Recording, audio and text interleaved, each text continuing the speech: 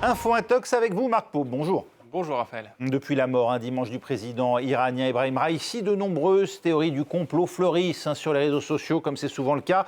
Certains accusent l'Inde d'être responsable à travers des documents. Alors de quoi s'agit-il ? Oui, Raphaël, regardez tout d'abord ce premier tweet que voici cet internaute qui nous affirme que les services de renseignement iraniens seraient à la recherche d'un individu indien qui aurait été vu juste avant le crash de l'hélicoptère du président Ebrahim Raïssi. On a également ces autres internautes qui, cette fois, nous disent que les services de renseignement iraniens et les forces spéciales ont mené un raid au sein de l'ambassade indienne à Téhéran. Et puis enfin, cet autre tweet qui nous dit cette fois qu'un diplomate indien a été arrêté à l'aéroport de Téhéran alors qu'il s'apprêtait à quitter le pays.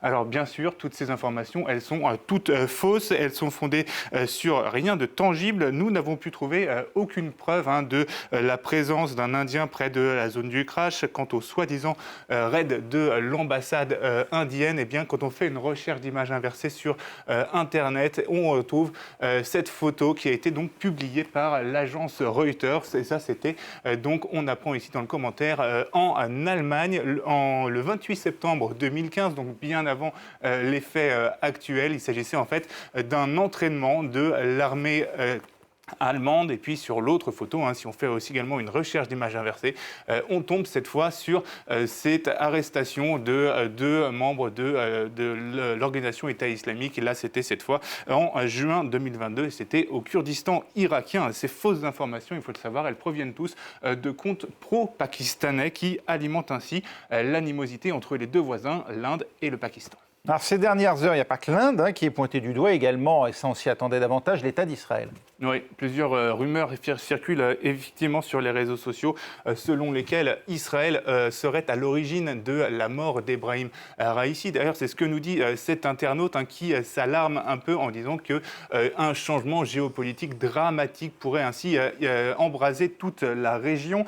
Cet internaute s'appuie probablement sur ce genre de message qui a également été relayé sur les réseaux sociaux et notamment ici sur Facebook de ce tweet d'un certain Avichai Edrai, dont on vous a déjà parlé dans cette chronique, qui est donc l'un des porte-parole de l'armée israélienne et qui, donc, soi-disant, revendique ici l'attaque. Je cite, « On avait prévenu que la main de l'armée israélienne allait atteindre les hauts chefs terroristes qui ont attaqué Israël et financent le mouvement terroriste dans la région », sauf que là aussi, vous l'avez bien compris, ce tweet a été fabriqué de toutes pièces. On ne le retrouve nulle part sur la page X de Avichai Edrai. Il n'existe pas. Rappelons d'ailleurs qu'Israël a démenti être à l'origine de la mort d'Ebrahim Raïssi. D'où l'importance, comme souvent, et on ne le rappellera jamais assez, Marc, de se fier à la presse traditionnelle pour s'informer, même si parfois certains médias tombent dans le panneau de la désinformation eux-mêmes.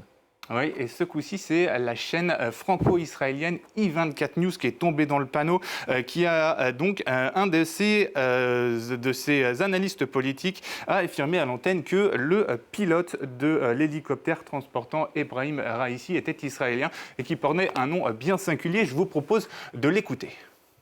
Un groupe du Hamas qui s'exprime sur le Telegram affirme que le pilote de l'hélicoptère serait un agent du Mossad. Il donne même son nom, Eli Kubtar. Est-ce que c'est vrai ou pas? Bien entendu, tout cela fait partie de ces rumeurs qui circulent. Voilà, l'information, elle fait forcément rigoler, mais précisons tout de même que cet éditorialiste n'a pas complètement tort, puisque l'information a bien été relayée sur le site de Telegram, donc cette canal qui était intitulé « Correspondant des brigades El-Qassam, affilié au Hamas ».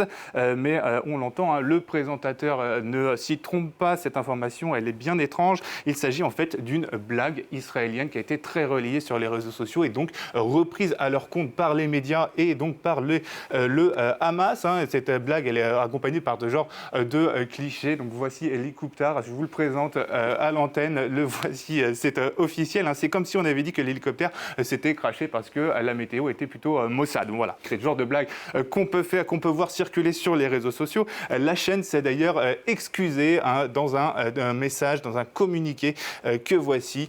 Nous regrettons l'erreur qui s'est produite en direct. Nous présentons nos excuses aux téléspectateurs. Nous tirerons les leçons de cet incident et ferons tout notre possible pour que des erreurs de ce type ne se reproduisent pas, Raphaël. Merci Marc Pau pour Info Intox. On s'intéresse à présent